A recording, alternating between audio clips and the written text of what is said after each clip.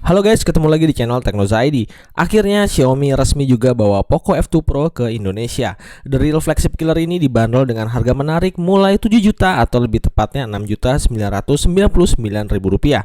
Di video kali ini kita akan kulik poin apa aja yang jadi senjata utama si flagship killer dari Xiaomi ini.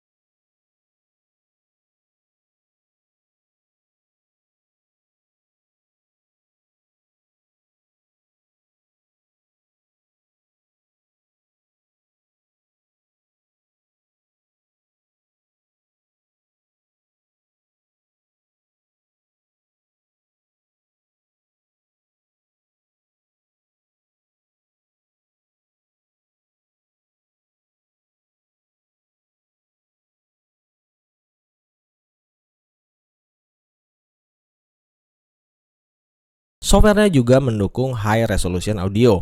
Posisi lubang cek audionya juga proper karena nggak ganggu kalau kita main game sambil nyolok ke earphone. Paling yang kurang flagship ada di modul speakernya aja yang masih single speaker mono. Meski kualitasnya masih cukup oke untuk ukuran single speaker. Karena memilih konsep kamera depan pop-up motorik, praktis layar Poco F2 Pro kelihatan lebih lega dan juga bersih tanpa notch ataupun punch-hole. Luas layarnya 6,67 inci dengan resolusi Full HD Plus 1080x2400 pixel. Speknya kebilang biasa aja, namun beruntungnya jenis panel yang digunakan udah Super AMOLED dengan brightness 500 nits. Di bagian ini juga rasa flagshipnya agak sedikit kurang karena kalau saya bandingin sama flagship lain yang pakai layar AMOLED, layar Poco F2 Pro ini ketajamannya masih sedikit di bawah kompetitor. Tapi ya masih bisa saya terima lah ketimbang pakai layar IPS. Di menu displaynya, tuning warnanya bisa di-adjust sesuai keinginan user. Bahkan ada opsi advance setting apakah user mau pilih mode enhance, original, P3 color gamut, dan juga sRGB. Sayangnya refresh rate layarnya masih 60Hz. Kalau aja Xiaomi kasih minimal 90Hz aja, flagship killernya jadi makin berasa. Dan karena layar AMOLED, praktis fingerprint scannernya ada di dalam layar yang kecepatan dan akurasinya bagus dan nggak ada keluhan. Sedikit minus poin aja karena pakai pop-up kamera, proses face unlocknya jadi sedikit makan waktu. Karena untuk memakai fitur ini teman-teman harus melakukan swipe di layar terlebih dahulu.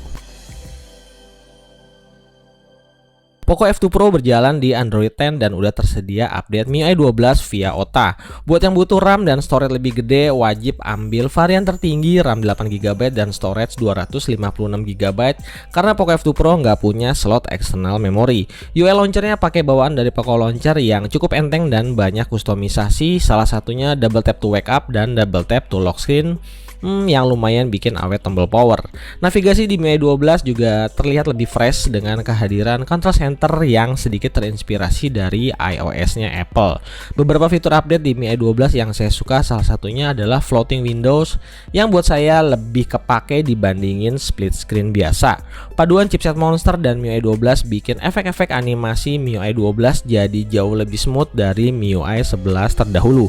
Buat user yang speed freaks, jelas Poco F2 Pro ini akan sangat memanjakan user. Bahkan saya pribadi nih ngerasa performanya untuk sehari-hari sedikit lebih baik dibandingkan E13 Bionic di iPhone 11 atau juga Kirin 990 di Huawei Mate 30 Pro saya.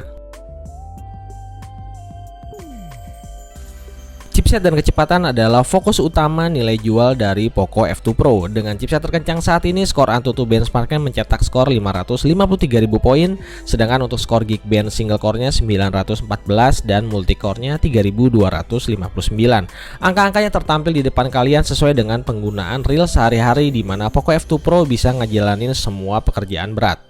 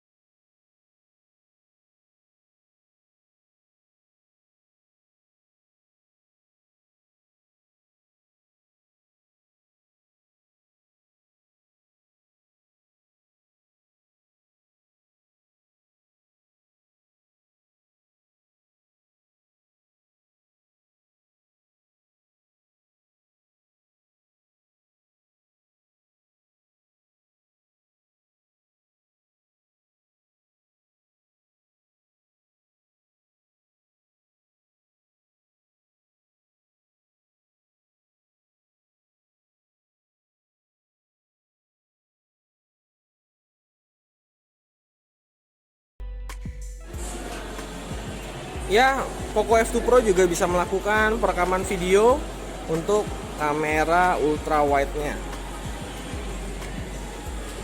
Yang menarik adalah Poco F2 Pro memiliki kemampuan perekaman video dengan resolusi 8K atau 8K dengan memanfaatkan AI.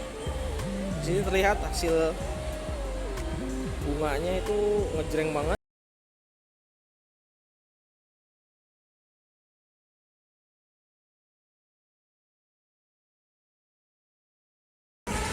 Ya, oke, ini adalah contoh video kamera depan dari Poco F2 Pro, di mana belum ada stabilizer, tapi yang menarik adalah FOV-nya cukup lebar.